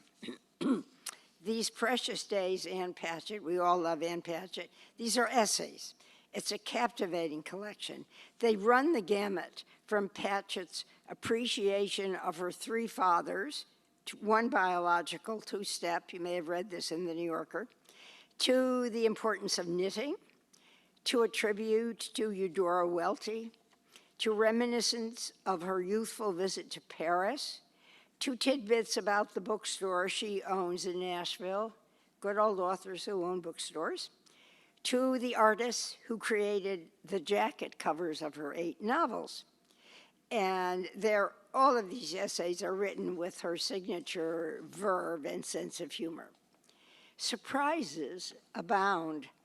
Childless by choice, Patchett is delighted by books for children. Nervous about her husband's safety when he pilots his small plane, she herself almost causes a crash when she forgets to secure her dog on takeoff. The immensely touching title essay recalls an unexpected friendship. This with a woman named Suki. Suki was Tom Hanks's brilliant administrative assistant. And Patchett invited Suki, who had pancreatic cancer, to live with her and her husband in Nashville while Suki was undergoing experimental treatment in Nashville. This is just lovely, poignant stuff. And other essays explore about the year in which she didn't go shopping for clothes and what she's picked up from Snoopy cartoons. It's simply delightful. Two-way mirror, I always try to include one book, one biography of somebody we should know about, and this one is especially good. It's about Elizabeth Barrett Browning, and it dispels many myths about her life and confirms her significant role in the development of English poetry. She was one of 12 children of a controlling father who squandered his money in bad investments and was forced to sell the bucolic estate where Elizabeth Barrett Browning grew up. She was an active tomboy, something we would never imagine of her, until an infection in her early teens, which, along with medical errors and the prescription of morphine, made her an invalid for the rest of her life. Although she had to fight gender discrimination throughout her career, she was already a more famous poet than Robert Browning when they first met. The stories about their elopement are true, and did you know about her birth of a son when she was 47 years old? So, the author details her Elizabeth Barrett Browning's close relationship with her siblings, the peripatetic life that she and Robert Browning led in Italy and France, and she defines, and this is something new that I didn't know, Elizabeth Barrett Browning's passionate involvement in Italian history, because she strongly advocated the revolution that eventually led to the establishment of a unified state of Italy. Despite her family's slave-owning plantations in Jamaica, she joined the cause for abolishment of slavery. Her strength of character and the brilliance of her mind are clearly evident, and the author argues forcefully for her literary influence on her contemporaries and such later figures as Emily Dickinson, George Eliot, and Virginia Woolf. This was Toscanini, the Maestro, My Father, and Me by Lucy Johnson. I was thrilled to be able to blurb this book by my friend and fellow Westporter, Lucy Johnson. Lucy's father, Samuel Antek, was, among other creative talents, the first violinist of the NBC Symphony Orchestra under Arturo Toscanini. He had written all but the final chapter in a book called This Was Toscanini when he died suddenly at the young age of 49.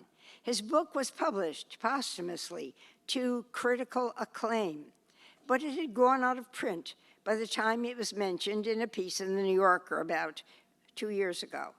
At that point, Lucy was inspired to reissue her father's book and to add her own recollections of her father in a touching memoir. Samuel Antek's astute observations about the career of a musician in a symphony orchestra are insightful and valuable. His book confirmed Toscanini's brilliance as a conductor and offered rare insights about his personality on and off the podium. This original book is interspersed with chapters that Lucy has written about her own moving memories of Samuel Antek as a devoted husband and a beloved father. She has added pertinent information. In addition to his career with Toscanini's orchestra, her father was also the conductor of the New Jersey Orchestra, where he created a program for children. This is before Leonard Bernstein thought about it. The wonderful photographs in the original have been beautifully reproduced in this volume. So it is a book that would be a great gift book for anybody who enjoys classical music. Crying in H Mark, this is by Michelle Zahner, who, unknown to me because I have no idea about rock music, but she's a rock singer and a guitarist. And this is a memoir. It's an honest and tender account of growing up in Oregon with a Korean-born mother and an American father. In her household, the stress between two cultures was disoriented. Her mother, Tiger Mother, mixed her first love of her daughter with constant criticism of Michelle's appearance, and she expressed scorn of Michelle's life goals. But when her mother was diagnosed with terminal cancer, Michelle flew back home from the East Coast, where her career was just beginning to take off, and she was determined to forge a new close relationship between them, and she did this with food. That's how her bonds of love were strengthened. She began to shop at the local H Mart, which carries the ingredients for Korean foods that her mother had prepared for years. Her sensory descriptions of the individual dishes are mouthwatering. And she also reflects back on the summer trips she took with her mother to Seoul, where her grandmother and aunts gave her a sense of identity, and where the food markets inspired the meals that they made. The memoir ends on a note of solace with a rejuvenation of Zauner's own life with the man she marries, and the success of the album she made with songs in tribute to her mother's life and love. The Empathy Diaries by Sherry Turkle, a name we should all love because she has accomplished so much. It's a memoir, and it's about the story of her academic success as a brilliant female scientist, and as a description of the advances, the scientific advances in the field of the ethics of technology. Her personal story is absorbing. She grew up in Brooklyn in a poor middle-class Jewish family, raised by a single mother who steadfastly refused to tell her who her father was. She realized early on that the path out of poverty was academic success. She got into Radcliffe, followed by a year studying Paris in the turbulent 1970s, and many obstacles, after which she did graduate study at Harvard and MIT. That's where she became a renowned clinical psychologist. And she began the study of, quote, a new science of the mind. She founded the MIT Initiative on Technology. It's a think tank that studies how the immersive use of technology can affect and enhance our minds. In other words, how computers change not only what we do, but who we are. This is really interesting stuff, especially as she writes about enduring the rebuffs of the male establishment that resisted her attempts to combine sociology and psychology. Excuse me. After she was denied tenure, where have you heard that before, she protested and won on appeal. At the same time, she experienced tragedies in her personal life, the stresses of a marriage to a brilliant and world-famous but manic depressive scientist, which ended in divorce, her determination to finally meet with her absent father, and her determination also to have a child. I was awestruck by the candor of this amazing woman, whose life was a series of academic battles and emotional blows. And one reviewer called this book an instant classic of the genre, and I agree. One Friday in April, it's about suicide, and I'm going to go through it quickly. This is an urgent, headlong purge of emotion. Antrim, who's a very good writer, his courageous testament to his tormented quest to avoid suicide. He describes the anguish and despair that brought him to the verge of suicide. And he makes a very cogent case, and this is the important part of the book, that suicide is an illness in itself, not just a symptom of depression. And with unsparing honesty, he describes the dark travail of his mind's unraveling to the point where he was on the roof of his Brooklyn apartment one Friday in April 2006, how he clung to the fire escape, daring himself to let go, yet impeded by the instinct for survival. It's a very well-written book, and it really does break new ground in making us think about suicide in a new way. I had to end this with a heartwarming book. So this is What is a Dog by Chloe Shaw. It too is a memoir, and it memorializes the dogs who helped her to cope with, as she grew up, her unrelenting anxiety, and the dogs who changed her life. She was the only child of loving but emotionally remote parents, and she learned to make her dogs her second self. Her two dogs, both named Agatha, cushioned her childhood and chaperoned her into adulthood. She needed them, she says, to share the burden of a world that always seemed to ask too much.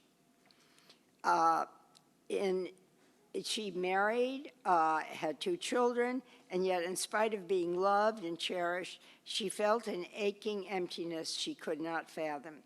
So in the wake of the death of the dog she loved most, she chose to be alone with her living dogs, sent her family away, and in lyrical prose, she reviews the events of her life and comes to an epiphany, an understanding that in order to embrace life in full, she must let in the dogs of her own fears and feelings.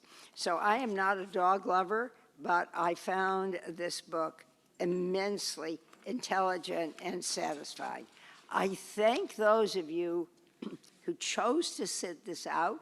I thank those of you at home who at least had the chance to get up and make a batch of popcorn or whatever. I love doing this. I love sharing books. I have to thank the Westport Library, thank Jennifer Keller for shepherding me through this, and I hope in 6 months I'll be back with another 50 books. So thank you. Thank you all for joining us today, and happy reading, everyone.